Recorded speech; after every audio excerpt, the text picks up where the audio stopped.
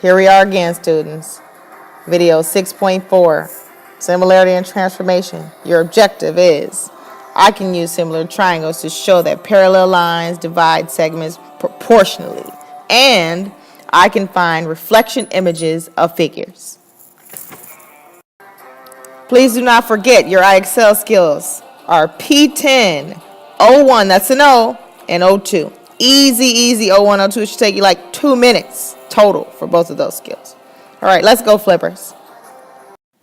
Okay, so the first thing we need to talk about is triangle proportionality. We've been talking about all of these proportional statements, and some of you have been writing these proportions and solving them. Some of you have been solving these similar problems without using any proportions at all. And I caution you because you have to be able to show proof or evidence as to where these answers come from. So let's talk about triangle proportionality.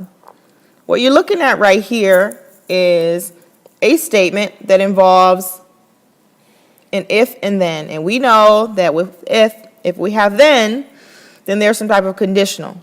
So here it says, if line RS is parallel to line XY, if that's true, then XR here over RQ is going to be equal to VS over SQ. Okay? So here, this is a little different than what we've seen so far. So if there were numbers here, 4, 5, so then we could say YS is 8 and QS is 10. So then we can actually fill in the numbers the way they go over here. And we get 4 over 5 equals 8 over 10. And we know that that's actually true. Okay? So what's really cool about this is that this is the last proportional statement that you're going to have to learn. And with all the ones that you have, you should now be able to answer any question about proportionality on the Regents exam. Okay? Yay! All right. So now let's go on to something that I think is kind of cool. And you're going to actually get to use these things called mirrors in class tomorrow, which would be really fun.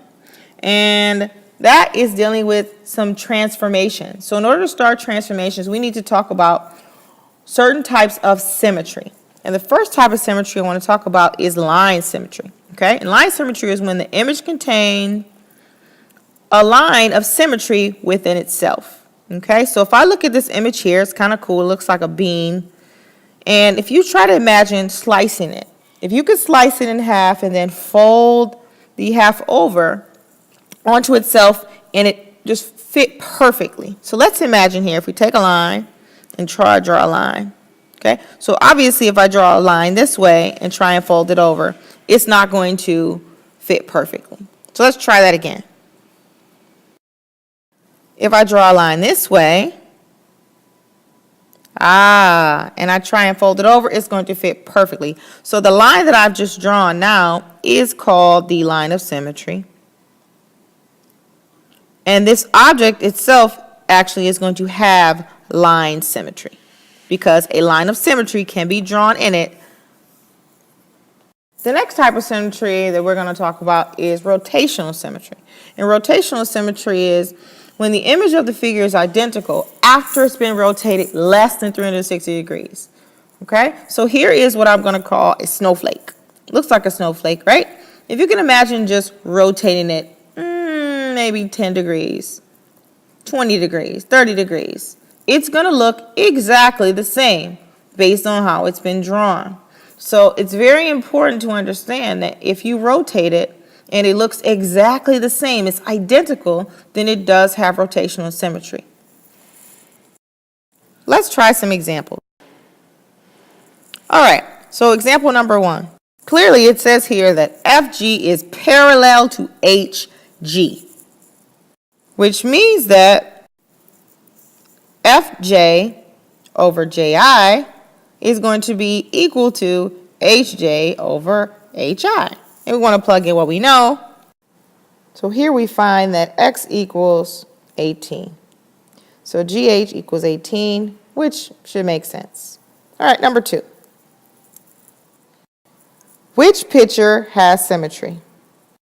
Now I know they're a little fuzzy, but they're not that fuzzy. So let's consider our line, right? So if we drop our straight line down and draw it, can we fold it over? So if we draw a line this way in the bunny, nope, we still can't fold it back this way. It won't look the same. What if we draw a line this way?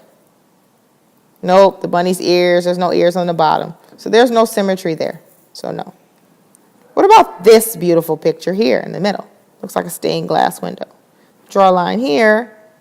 I can fold it right across and it would actually work. So this definitely has symmetry. And just to check, look at the bottom, look at the seashell. No seashell is the same, they say. If you draw a line there, again, no symmetry. So this is the one here, and this actually has line symmetry. Last but not least, number 3.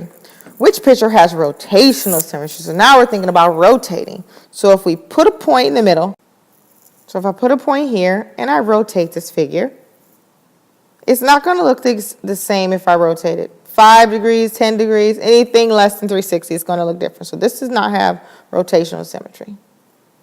Neither is this bow. It's really nice, but if I rotate it, I will not have any symmetry. Okay?